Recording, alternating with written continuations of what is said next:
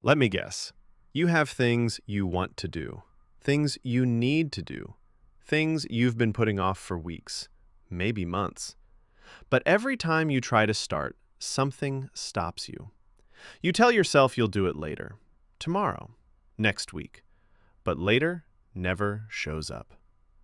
If that sounds familiar, then this video will change everything. Today, I'm going to show you how to stop procrastination in just 2 minutes. And no, this isn't a gimmick. It's a brain hack backed by psychology, behavior science, and real-world results. By the end of this video, you'll understand exactly why you procrastinate and how to beat it instantly.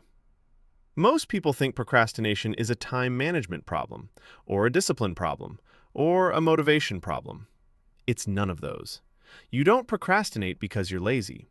You procrastinate because your brain is wired to avoid discomfort. When you look at a task, especially a big one, your brain instantly calculates, will this hurt? Will this be uncomfortable? Will this be stressful or overwhelming? If the answer is yes, your brain pulls the alarm and says, avoid this.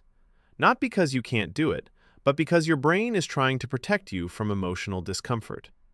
This is called task-induced anxiety. Your brain subconsciously labels the task as a threat.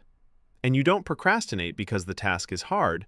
You procrastinate because the feeling around starting is hard. You avoid the task. You feel guilty. You avoid it more. You feel even worse. And suddenly, something small becomes huge. This is the procrastination loop, and most people stay stuck in it for years. Here's the truth. Procrastination doesn't happen during the task. It happens before the task, meaning you don't need to fix the whole task. You only need to fix the first 2 minutes. The rule is simple. If a task feels overwhelming, shrink it down to the first 2 minutes. That's it.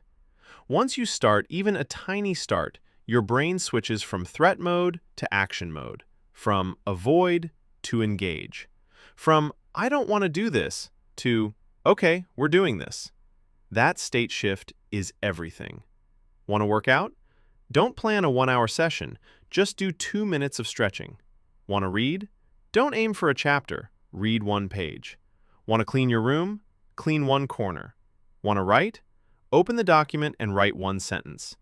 2 minutes is the gateway. You might think, but 2 minutes won't get anything done. You're wrong. 2 minutes gets you into motion. And once you're in motion, your brain naturally wants to continue. Starting is the hard part.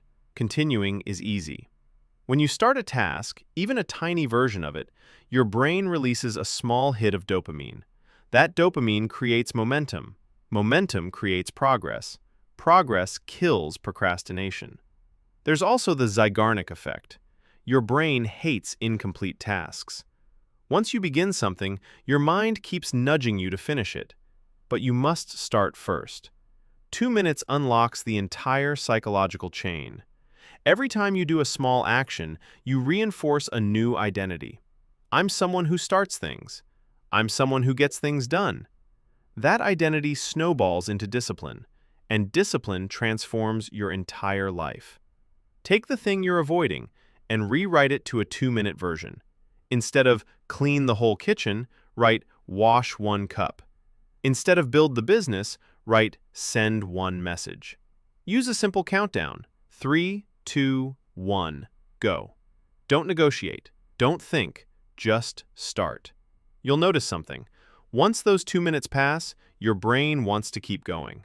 Let it. You're not forcing discipline, you're harnessing biology. Do this every day, not for an hour, but for 2 minutes per task. That's how you build consistency without burnout. You don't need giant motivation. You don't need superhuman discipline. You just need tiny starts. Over time, small starts create massive results. If you feel stuck, if you've been putting your life on pause, remember this.